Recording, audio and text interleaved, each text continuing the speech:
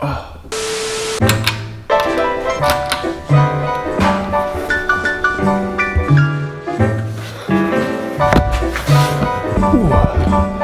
Today, boys, we finished what we started on the EG. I think we've been putting this off long enough. It's finally time to get the air-fuel ratio gauge wired up in this car and installed in place of the factory O2 sensor. I brought my laptop today so we can go in Hondata and set the air-fuel target per voltage target, and then everything should be good. Hopefully the thing fires up today.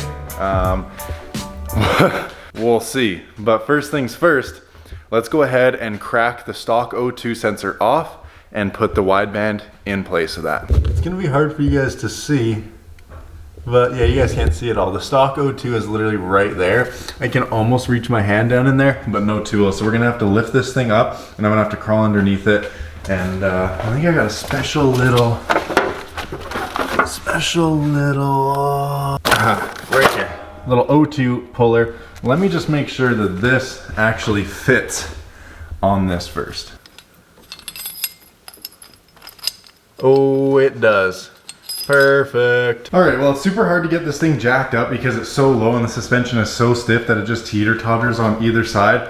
So I got 2 jacks and jack stands going, and now I'm just gonna quickly crawl under there, take that O2 sensor out with my handy little O2 puller, and then I'm gonna drop the AEM one down, thread it into the pipe, and then we'll pick it back up once we've done all that. It's just a little bit too hard to film down there, and it's pitch black on camera. Well, I low-key hate to admit this, but we did get the O2 sensor out, and if you can see, it's quite black.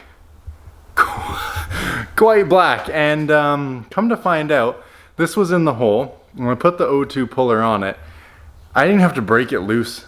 I thought that my O2 puller wasn't catching on to this and it was different size than this nut is because it just spun so freely. Come to find out, this O2 is never even tight. I mean, just look how black it is. This O2 was never even tight in the header. So now let's take the AEM AFR gauge, the new Bosch LSU 4.9, and let's actually thread it in and actually tighten it. And then we'll pick it back up. But I am actually shocked. It is so fouled out, and it was never tight to begin with, so oops. I think you guys might be able to see a little bit better now. So there, right there, that little thing is the bung.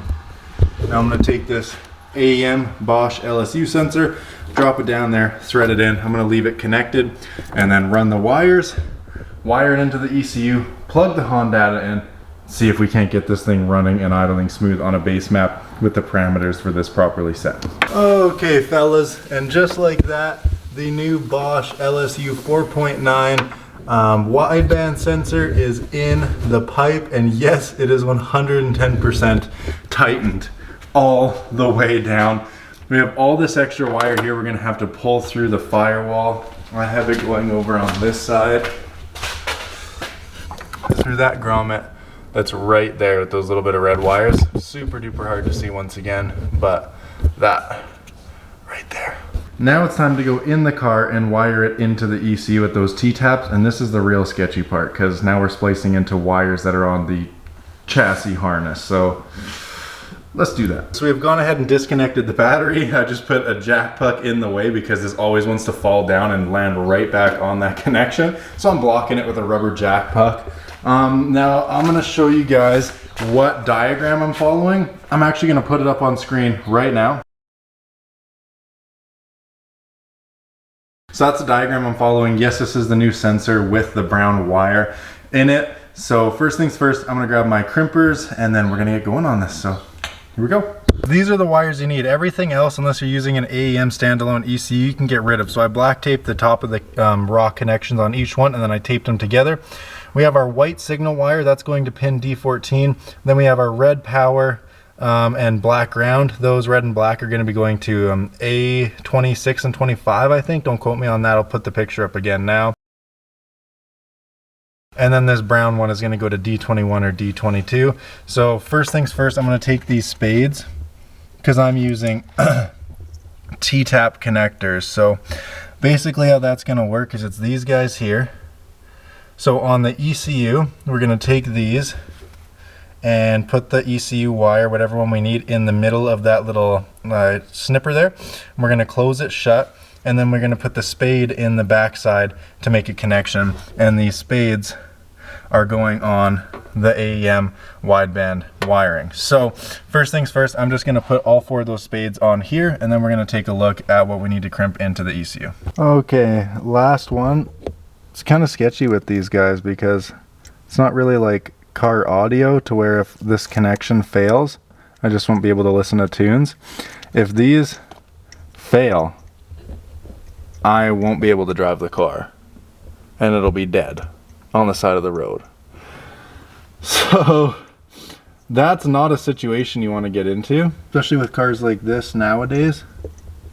It's just not a situation that one would ever want to be into. So you really got to make sure that those are solid on there, which I do believe that they all are.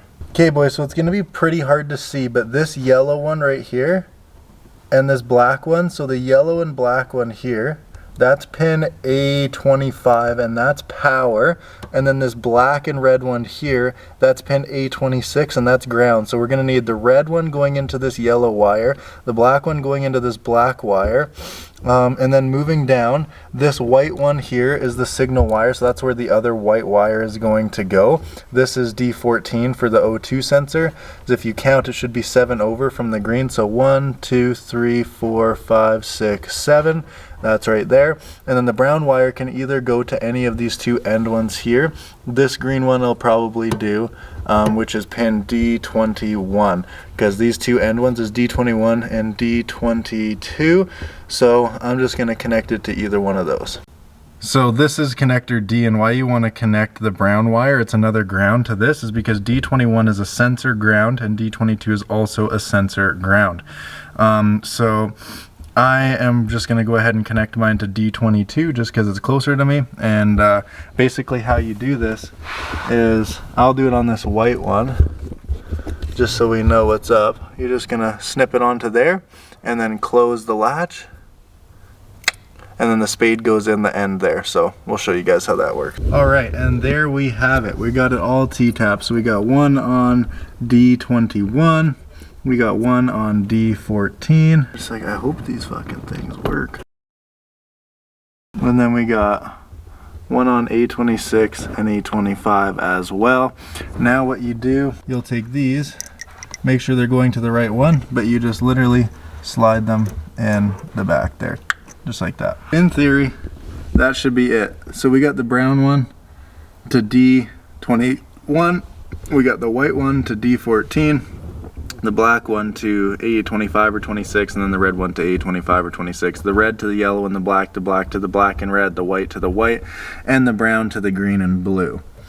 Now I just hope that these connectors work. Knock on wood really quick. Gonna go connect the battery, ignition on, and just see if the gauge lights up.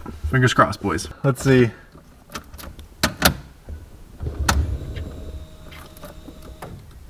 No. Test 2, boys. Bro.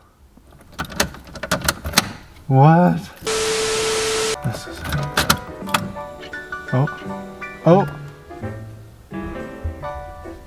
See, it's heating up. You gotta let it finish heating up. Okay, boys, we finally got it. You just need to make sure the connections are, coming through. It just did its first heat cycle. So this is what I'm gonna do right here for the X series. So half a volt equals 8.5, 2.5 volts equals 13.25, and 4.5 equals 18.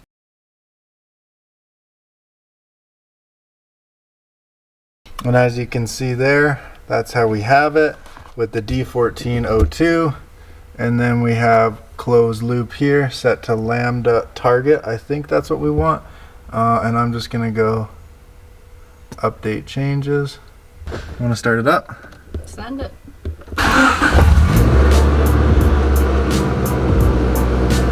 It worked!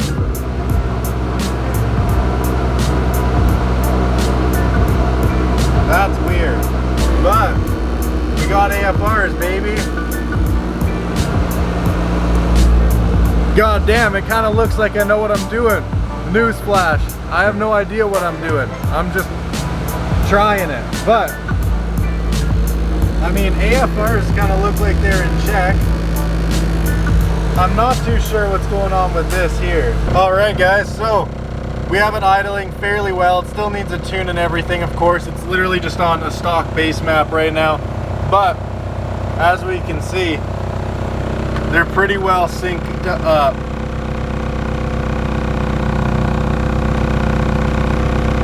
They move so fast, it's hard to freaking tell. We're gonna have to freeze frame it, but for the most part, it seems like they're sunk up. We got it displaying on the laptop what it's displaying on the gauge, and if you give it a couple cracks or hold it, looks like the AFRs are in good hands, which makes me really, really hyped. Those T-tap connectors are a pain in the ass.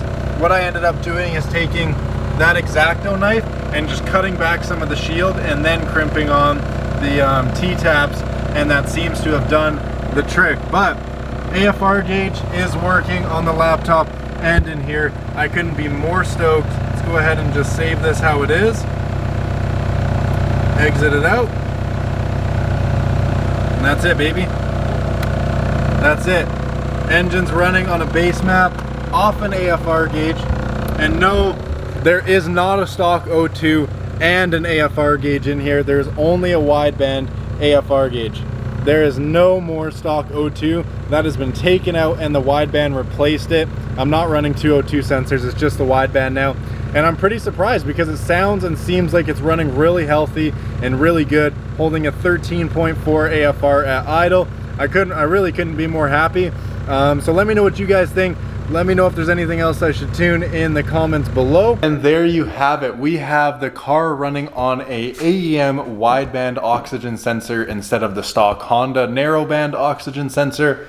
We have replaced that for a wideband and it is running off of it. You guys seen the voltage conversion there. I chucked everything up on screen for you, so if you need to do that at home, just go ahead, screenshot that, follow what I did, and if you do it right, it'll work, because it worked here for me. For a second there, I thought those T-taps were gonna screw me a bit and not work, but in the end, you just needed to, I took a little razor blade and I just cut off the wire shield a little bit, and then I hooked the T-tap on because the T-tap wasn't strong enough to pierce the wire.